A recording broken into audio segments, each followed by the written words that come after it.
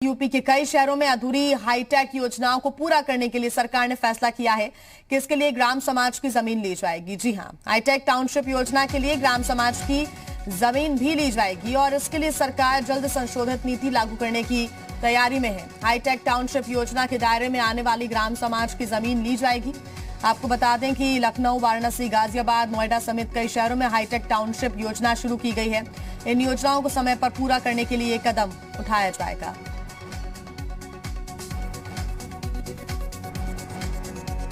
तो जो हाईटेक योजनाएं अधूरी पड़ी हुई हैं, उनको पूरा करने के लिए और समय से पूरा हो जाए, इस बात का ध्यान रखते हुए अब ग्राम समाज की जमीन भी ली जाएगी।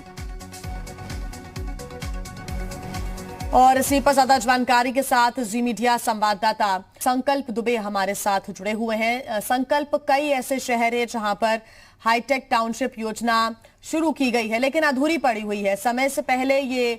ठीक तरीके से शुरू हो जाए, साथ ही कंप्लीट भी हो जाए, प्रोजेक्ट पूरा हो जाए, इस बात का ध्यान सरकार रख रही है और ग्राम समाज की जमीन ली जाएगी अगर इसके दायरे में वो आती है। तो एक बड़ा फैसला है।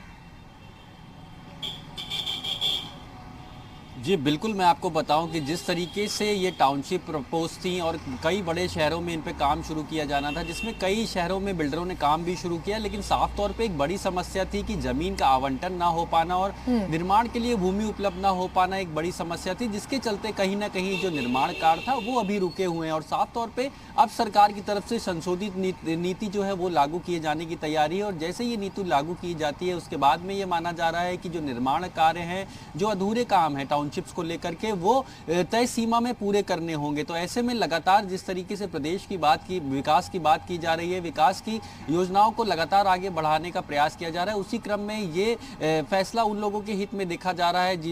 जिन्होंने फ्लैट के लिए आवेदन किए हैं या फिर जो लोग इस आस में बैठे हुए हैं कि जब ये टाउनशिप्स का डेवलपमेंट शुरू होता है और जब ये पूरी तरीके से तैयार होती है तो कहीं ना कहीं उनके घर का सपना पूरा होगा। तो इसी मद्देनजर सरकार का ये फैसला माना जा रहा है और साफ तौर पे एक बड़ी राहत उन बिल्डर्स और निर्माण करने वाली कंपनियों के लिए भी होगी जिनको लगातार भूमि का आवंटन ना होने के चलते या उपलब्ध जो है भूमि ना हो पाने के चलते एक बड़ी समस्या का सामना करना पड़ रहा था। वैसे में ये माना जा रहा है कि ये नीति, संशोधित नीति जो है, इसके लागू होने के बाद में जल्द ही जो अधूरे पड़े निर्माण कार्य हैं उनको समय पर पूरा करने की जो प्राथमिकता है वो कहीं ना कहीं इसमें सहूलियत आएगी और इसके साथ ही वो लोग जिन्होंने कि फ्लैट का सपना देख रखा है उनके लिए भी कहीं ना कहीं एक राहत भरी खबर हो सकती है। लेकिन सबसे बड़ी बात यही है कि जिस तरीके से सरकार ने अब ये फैसला लिया है और ये माना जा रहा है कि संशोधित नीति अगर लागू होती तो ग्राम समाज की जमीन जो है वो भी टाउनशिप के लिए इस्तेमाल की जा सकेगी। तो साफ तौर पे जमीनों का